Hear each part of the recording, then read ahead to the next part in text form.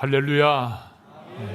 이 어려운 때 하나님께서 여러분들의 건강 지켜주시고 또 이렇게 참 함께 예배드리기가 어려운 때이지만 주일을 잘 성수하시는 분들이 점점 예배 자리를 잘 지켜주셔서 감사합니다. 아직도 가정에서 유튜브로 예배하고 있는 교우들도 많이 계시긴 하지만서도 이제 성전 예배를 웬만하면 이제 회복할 수 있는 때가 가까운 것 같습니다. 1부 예배도 많이 나오셨는데 2부 예배도 중상층까지 또 거리두기 잘 하셔서 잘 지켜주셔서 감사합니다. 한 주간도 평안하신 줄로 믿습니다. 또 가정에서 영상으로 예배하는 우리 교우들의 가정에도 은혜가 함께 하시기를 축복합니다. 오늘은 평신도 주일입니다. 감리교단은 1979년부터 총회 결의에 의해서 평신도 주일을 지키고 있습니다.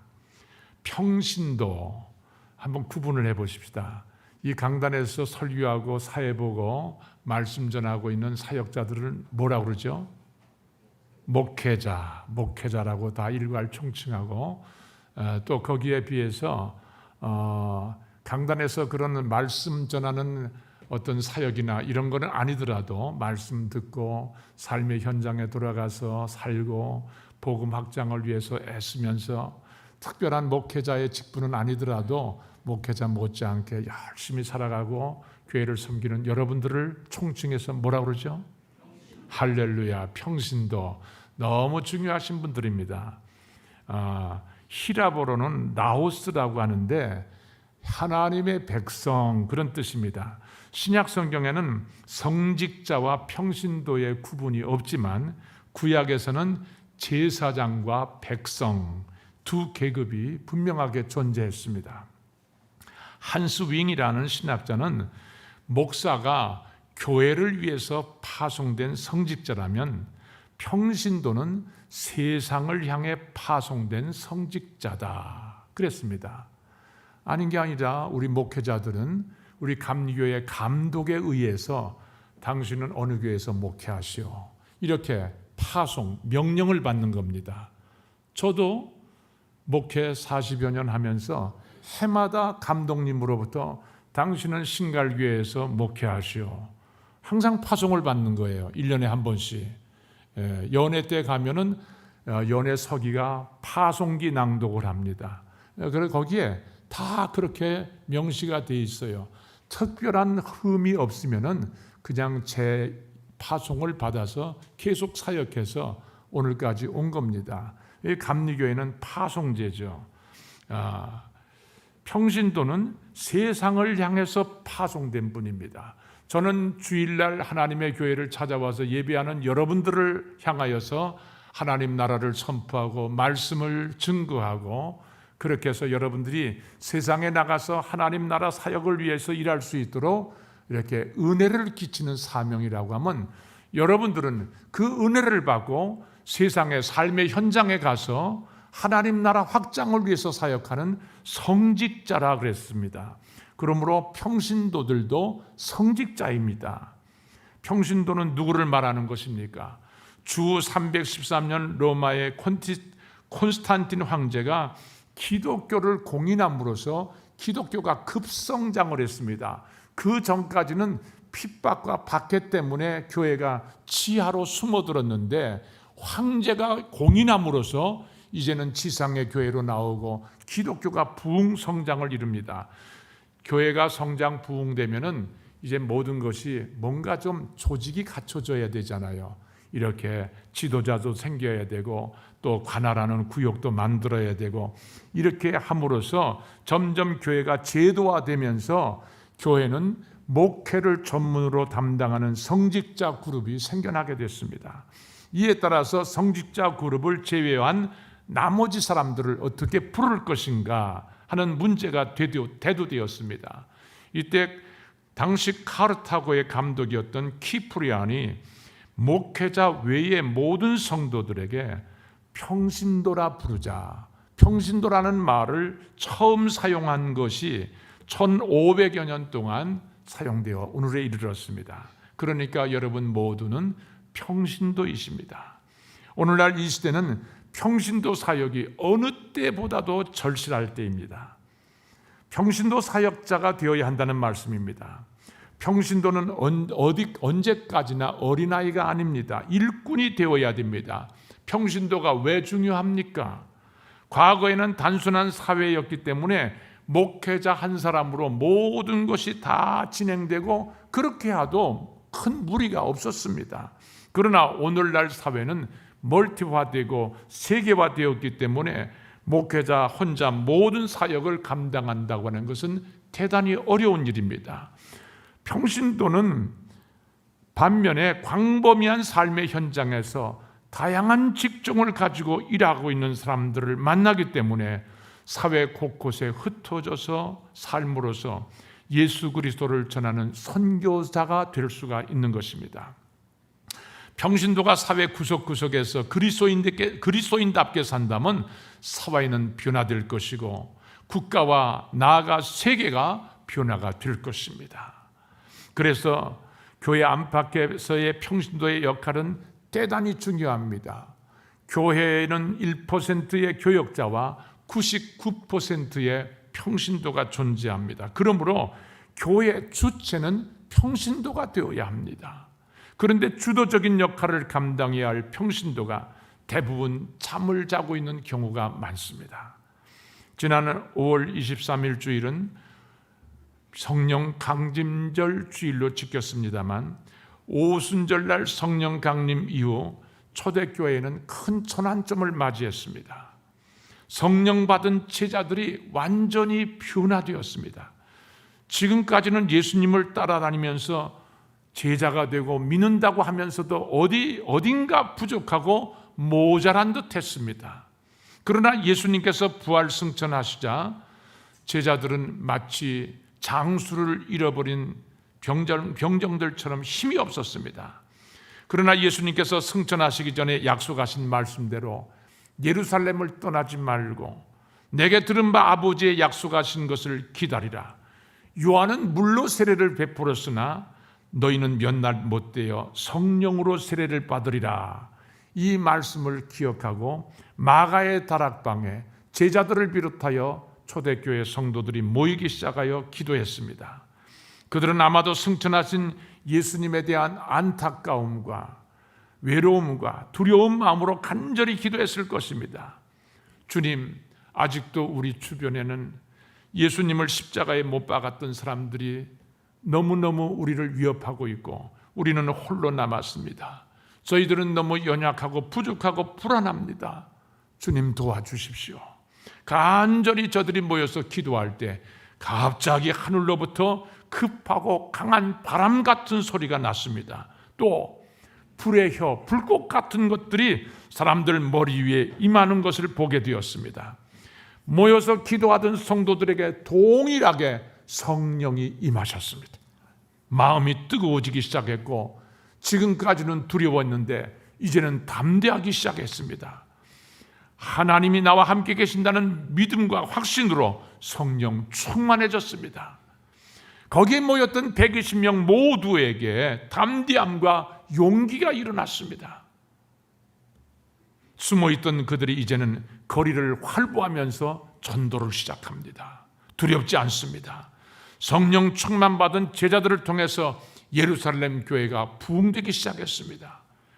교회가 부흥이 되자 교회 부흥을 방해하는 사탄의 세력들도 같이 일어났습니다. 그 첫 번째 사건이 예수 그리스도의 십자가와 부활을 힘있게 전하던 스데반 집사를 돌로 쳐 죽이는, 순교시키는 일이 생겨났습니다. 이 사건의 선두에 섰던 자가 누구냐 하면 사울이라고 하는 인물입니다. 바울이라고도 하죠. 바울이 공부한 율법에 의하면 예수 그리스도는 메시아가 아닙니다. 그가 알고 있는 구약 사상에 의하면 그는 메시아가 아닙니다. 그래서 외국에까지 가서 예수 믿는 사람들을 끌고 와서 감옥에 넣어 그리고 때로는 순교시킬 죽이게 할 정도로 열심히 했던 사람입니다. 이 바울은 다메섹이라는 성으로 그날도 예수님을 믿는 사람들을 찾아가다가 다메섹 도상에서 예수님, 부활하신 예수님을 만나 꼬꾸라져서 예수님의 제자가 되었습니다. 예수를 핍박하던 자가 도리어 예수님을 증거하는 자가 되었습니다. 그러자 바울과 함께 예수를 핍박하던 자들이 이제는 그 바울을 죽이려고 쫓아다닙니다. 내가 예수 믿는 사람 박해하고 죽이는데 앞장섰는 일에 우리와 동행했는데 언제부터 내가 반대로 예수 증거하는 자가 됐느냐. 이제는 바울을 죽이려고 합니다. 바울은 베드로를 비롯한 사도들에게 인사를 하고 예수님의 부름을 받았다는 이야기를 하고 싶었지만 도저히 예수님의 제자들이 바울을 믿을 수가 없었습니다. 어제까지 핍박자 스데반을 죽이는데 앞장섰던 인물이 하루아침에 나도 예수 믿겠다고 하고 변화됐다고 하니 믿어질 수가 있겠습니까? 대부분의 제자들은 바울이 이제는 자기도 예수 믿겠다고 우리를 속이고 예수 믿는 무리들 속에 들어와서 우리를 한꺼번에 잡아가려고 보나보다 믿지 않았을 겁니다. 얼마나 바울이 난감했겠습니까? 이때에 바나바가 나섰습니다. 바나바라는 인물이 중재에 나선 겁니다. 26절과 27절, 26절과 27절을 한 목소리로 읽겠습니다. 바울이 예루살렘에 가서 제자들을 사귀고자 하나 다 두려워하여 그가 제자됨을 믿지 아니하니 바나바가 데리고 사도들에게 가서 그가 길에서 어떻게 주를 보았는지와 주께서 그에게 말씀하신 일과 다메섹에서 그가 어떻게 예수의 이름으로 담대히 말하였는지를 전하니라. 아멘. 예수님의 제자 사도들은 바울의 변화를 믿지 않았습니다. 그를 만난다는 것을 두려워했고 거부했습니다. 그때 바나바라고 하는 인물이 나서서 바울이 분명히 예수님의 부름을 받았다, 예수님 만나고 변화됐다고 했음을 증명해 주었습니다. 그리고 바울을 인도해서 사도들을 만나게 하고 교제하고 동역하도록 도와주었습니다. 한마디로 바나바가 중재자 역할을 했다 하는 것입니다. 사도들이 바울은 믿을 수 없었으나 바나바는 믿을 수 있는 사람이었기 때문에 안심하고 그때부터 바울을 받아들이고 함께 사역할 수가 있었습니다. 바나바로 인하여서 사울이 바울되어 복음을 증거할 수 있는 기회가 이때부터였습니다. 예나 지금이나 교회에서 가장 필요한 사람은 바로 이 바나바와 같은 인물입니다.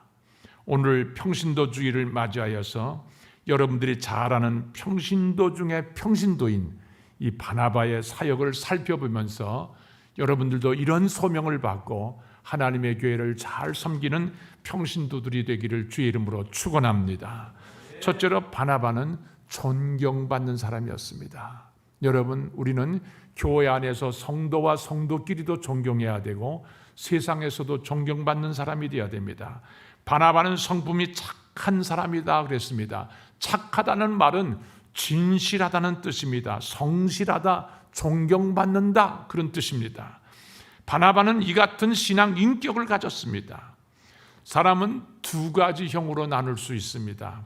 하나는 채권자형, 나는 모든 사람에게 당연히 존경받고 대우받을 권리가 있다, 그런 권리를 주장하는 채권자형의 사람이 있습니다.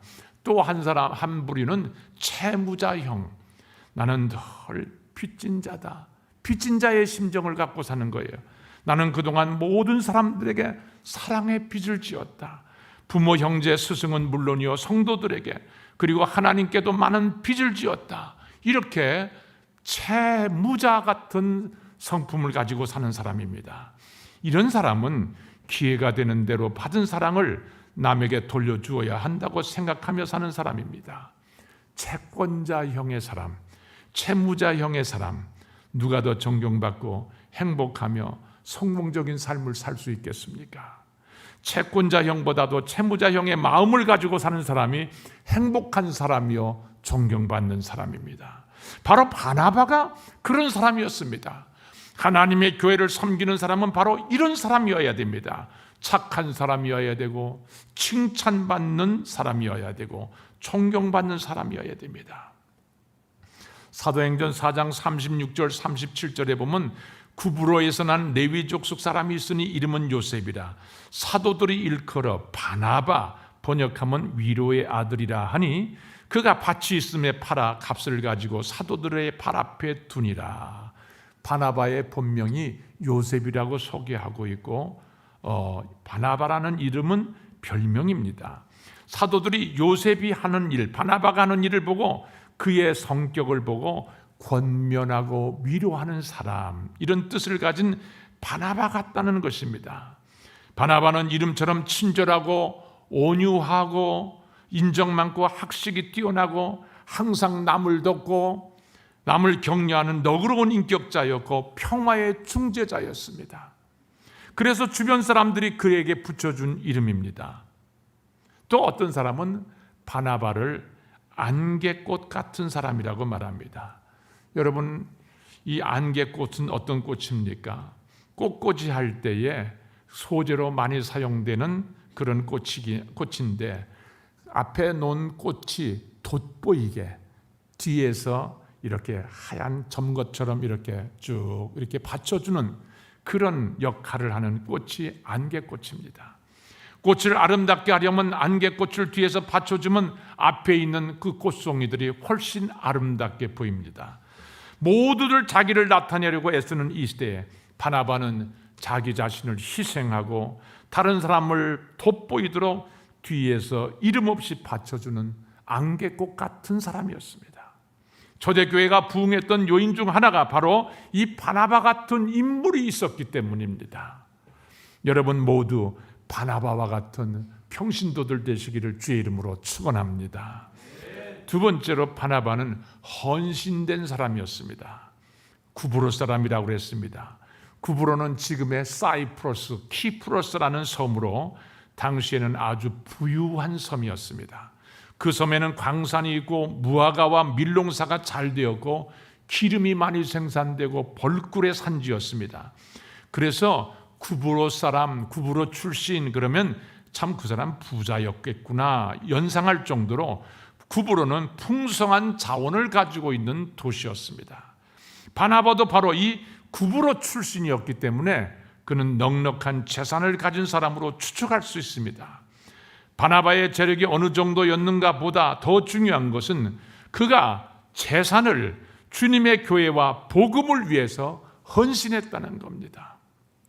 그래서 사도행전 4장 34절 34절에 보면 그 중에 핍절한 사람이 없으니 이는 밭과 집 있는 자는 팔아 그 판 것의 값을 가져다가 사도들의 발 앞에 두매 저희가 각 사람의 필요를 따라 나눠줍니다.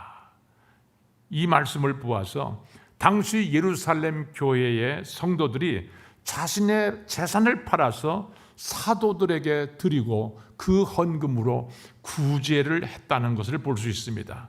그런데 왜 유독 성경에 바나바의 이름만 기록되어 있습니까? 모든 성도들이 구제 헌금에 다들 동참했겠지만 바나바가 가장 대표적으로 가장 성실하게 모범이 될 만큼 구제 사역에 봉사했기 때문이라고 믿어집니다. 예루살렘 교회는 성령의 역사로 대단한 부흥이 일어났습니다. 짧은 시간에 많은 사람들이 교회 안으로 몰려들었습니다. 교회가 부흥되면 부흥되는 만큼 문제도 생깁니다. 예루살렘 교회도 수많은 교인들이 한꺼번에 들어오다 보니까 필요와 문제들이 있었습니다. 특별히 당시 사도행전에 나타난 예루살렘 교회는 참 교회가 가난했습니다. 로마의 속박에서 오랜 세월을 눌려 지내왔기 때문에 가난한 사람들이 많았습니다. 그들이 복음을 듣고 교회 안으로 몰려들자 당장 교회 안에 문제가 생겼습니다. 그것은 이 가난한 사람들을 위해서 교회가 무엇을 해줘야 하는가였습니다. 사도행전 4장에 보면은 믿는 이들이 한 마음과 한 뜻이 되어 모든 물건을 서로 통용하고 자기 재물을 조금이라도 자기 것이라 하는 이가 하나도 없었더라 했습니다. 바나바도 자기 소유의 밭을 판 돈을 교회 앞에 다 내놓았다고 그랬습니다. 바나바가 자기 밭을 내놓은 이유는 아나니아와 삽비라 같이 내가 이렇게 한다 하는 영웅 심리에서 한 것이 아닙니다. 필요가 없어서 바친 것도 아닙니다. 그가 자기 소유를 판 단 하나의 이유는 가난한 자들에게, 교회 안에 있는 어려운 자들에게 조금이라도 도움이 되고 위로가 되게 하기 위함이었습니다. 바나바라고 왜 돈이 필요 없고 쓸 곳이 없겠습니까? 그에게도 가족이 있고 누리고 싶은 마음도 있었고 취미생활도 하고 싶고 저축도 해야 되고 쓸 것도 많지 않았겠습니까? 그러나 그는 자기의 필요를 채우기 전에 먼저 다른 사람의 필요를 채워주고자 했습니다. 바나바는 늘 다른 사람의 필요를 채워주기 위해 노력했던 배려의 사람이었습니다. 그는 이렇게 재물만 헌신한 사람이 아니었습니다. 자신의 전 생애를 바쳐서 복음 전하는 일꾼으로도 살았습니다. 이방을 위한 본격적인 선교사로 안디옥에 파송되어서 안디옥 교회를 크게 부흥시켰던 인물입니다. 1960년대에 인도네시아에 놀라운 부흥의 역사가 일어났습니다. 당시 인도네시아는 공산주의자들이 국가를 전복하려고 하는 상황이었는데 3,000개의 섬 중 그 많은 섬으로 만들어진 그런 나라 아닙니까? 3,000개의 섬 중에 인구 100만 명밖에 안 되는 티몰 섬에서 부흥의 역사가 일어나는 것입니다. 그리고 1년 동안 무려 8만 명이라고 하는 사람이 예수 그리스도를 영접하는 역사가 일어났습니다. 이 놀라운 부흥의 시작은 평신도 한 사람의 기도로 시작이 된 겁니다. 평신도 사역이 이렇게 중요한 겁니다. 웨일즈 부흥운동이라는 역사도 있습니다. 13년간 하루같이 성령 충만을 위하여서 기도해온 광부 출신 평신도 이반 로버츠라고 하는 사람이 이제 기도로 시작했는데 그의 기도로 10만 명의 사람이 거듭나는 역사가 일어났습니다. 이처럼 평신도는 교회의 주체가 되어야지 주일 낮예배만 참여하고 집으로 돌아가면 성도로서 의무가 끝났다고 생각하는 신앙생활, 그걸로서는 안 되는 것입니다.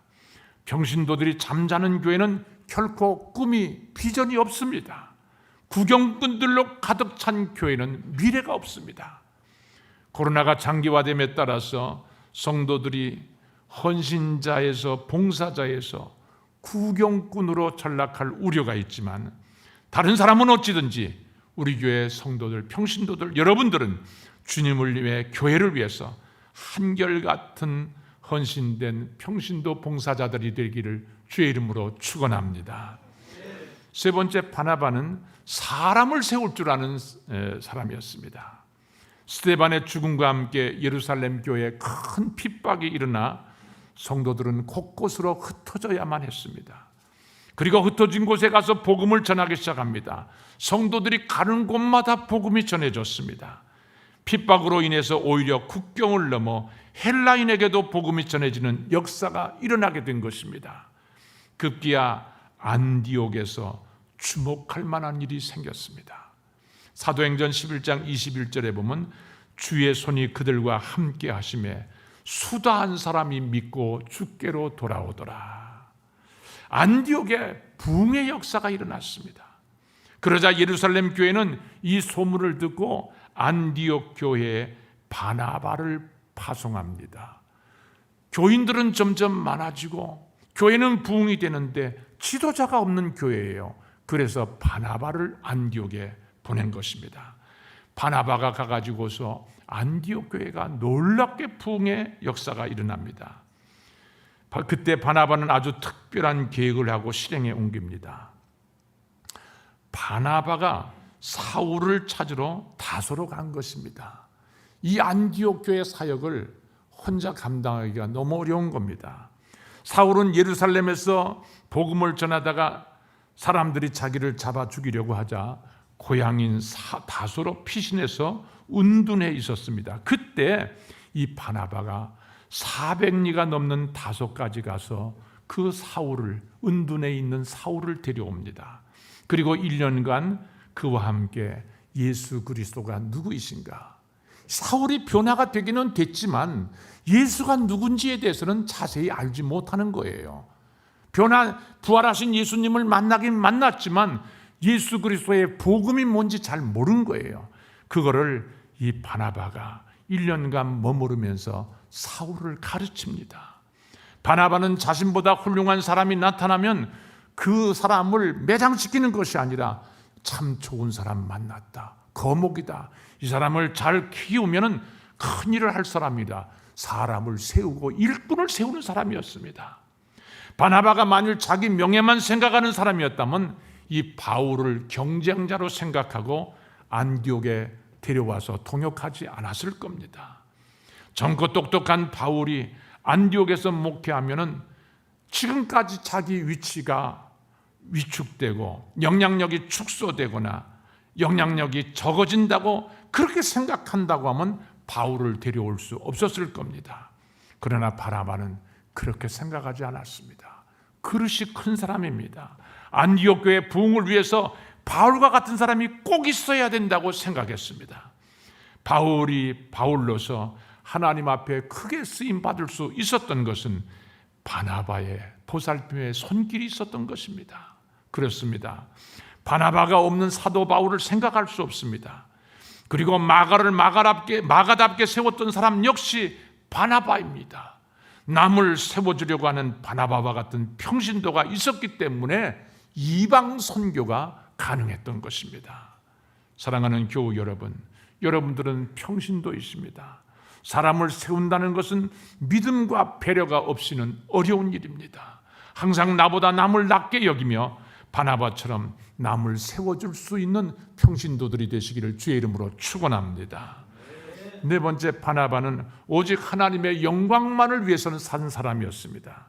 안디옥 교회가 안정을 얻고 성장하게 되자 예루살렘 교회는 바나바와 바울을 선교사로 파송합니다. 이방인을 위한 최초의 선교사가 파송된 겁니다. 그런데 성경을 보면 안디옥 교회를 이끌고 처음 선교사로 파송되고 전도 여행이 진행되면서 바울이 주역으로 등장하고 바나바는 자꾸 뒤로 밀려나는 그런 모습을 보게 됩니다. 성경에 보면 처음에는 바나바와 사울 이게 매 절마다 그렇게 기록이 이어지다가 어느 순간부터 바울과 바나바 이 사람 이름이 앞뒤로 바뀝니다.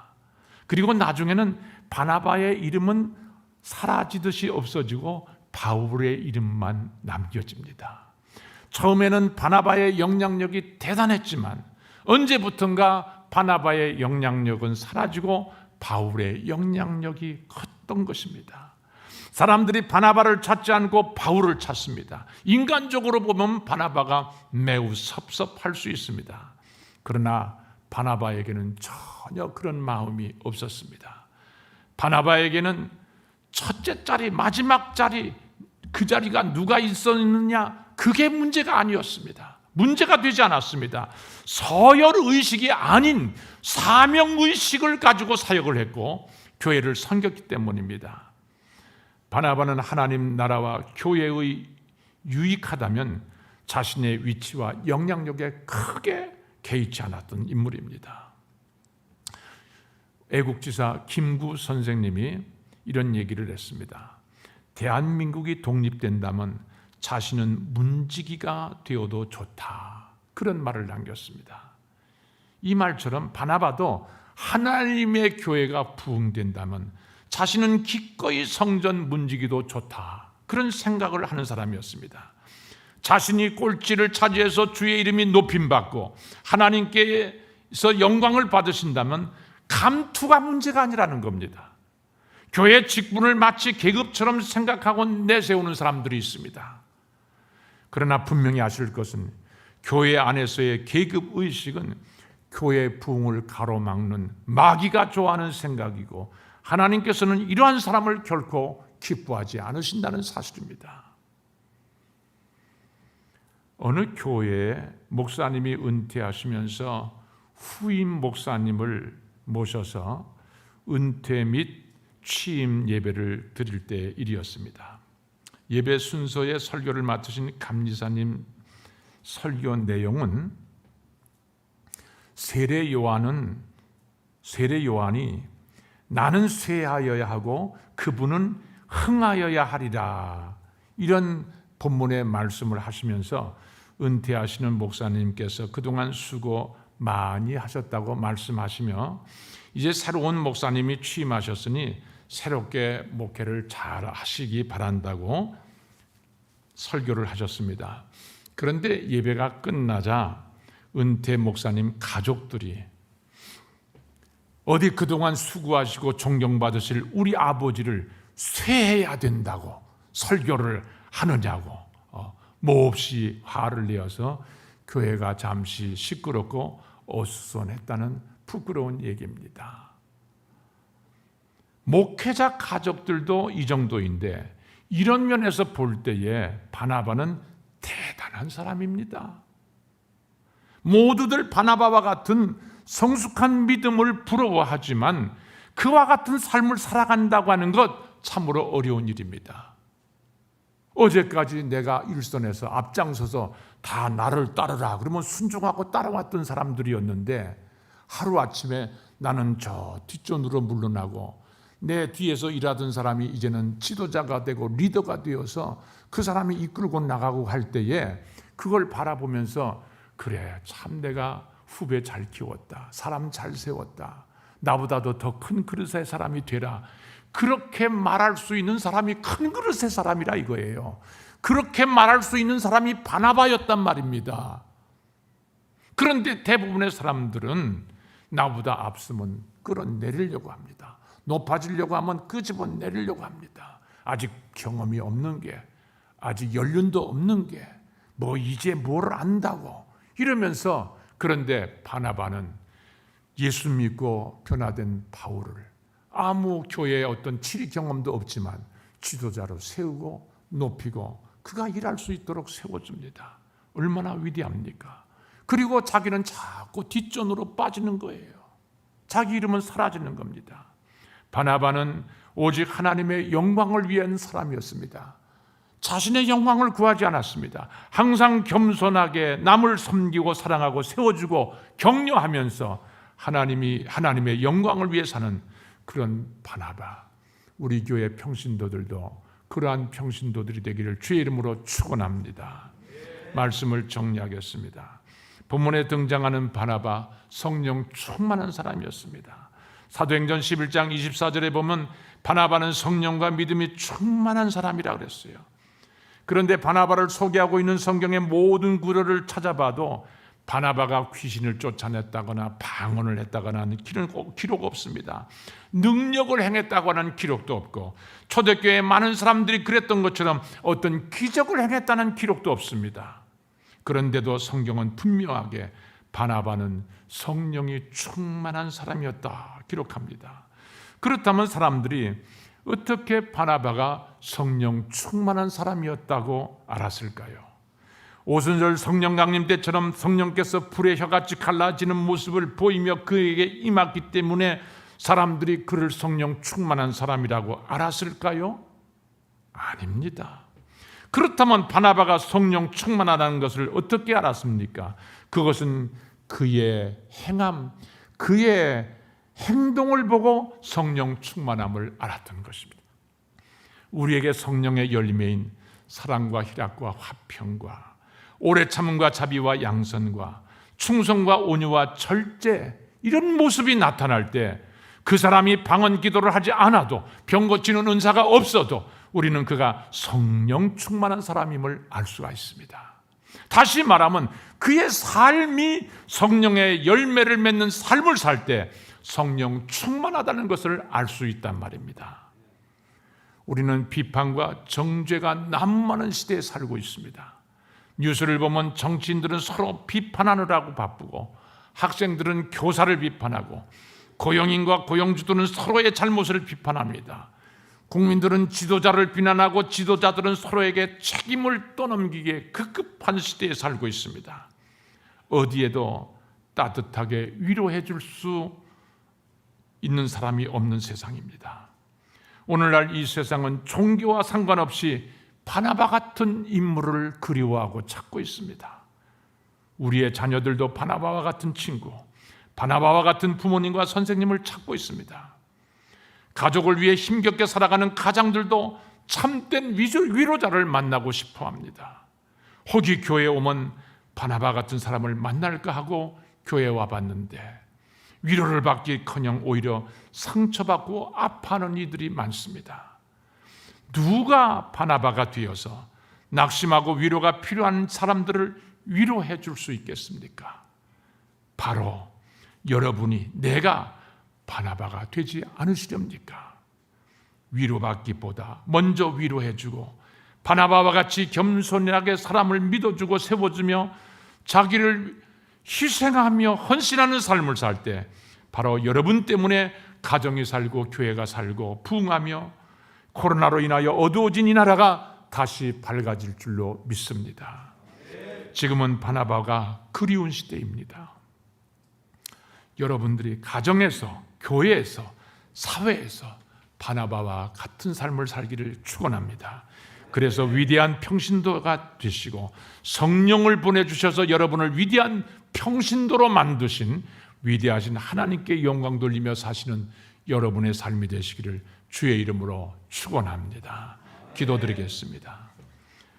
우리를 구하기 위해 십자가를 지신 주님, 그 은혜에 감사하여 하나님의 집에 평신도 사역자로 쓰임받게 하심을 감사합니다. 하오나 교회 안에 중요한 직책과 직임을 맡았음에도 잠자고 있었던 저희의 믿음을 회개합니다. 구경꾼으로 살았음을 회개합니다. 주님 용서하여 주시옵소서. 오늘 평신도 사역자 바나바를 봤습니다. 우리가 주님을 따라가는 참된 제자라면 가정에서, 교회에서, 사회에서 삶의 모습과 태도가 달라지게 하옵소서. 지금 우리에게 필요한 사람은 유능한 사람도 아니고 지식이 많은 사람도 아니고 하늘에서 불을 내리는 능력자도 아닙니다. 착한 사람이 필요합니다. 이 시대와 사회에 필요한 사람도 착한 사람이고 우리 교회와 신갈지역에 필요한 사람도 착한 사람입니다. 하나님 아버지, 우리 모두 착한 사람으로 살게 하여 주시옵소서. 위로의 사람으로 살게 하여 주시옵소서. 사람을 세우는 평신도들이 되게 하여 주시옵소서. 마음과 몸으로 제물로 헌신하는 평신도가 되게 하여 주옵소서. 비판과 정죄가 난무하는 세상에서 보혜사 성령을 닮은 위로자로 살게 하여 주시옵소서. 참된 위로자이신 예수 그리스도의 이름으로 기도드리옵나이다. 아멘.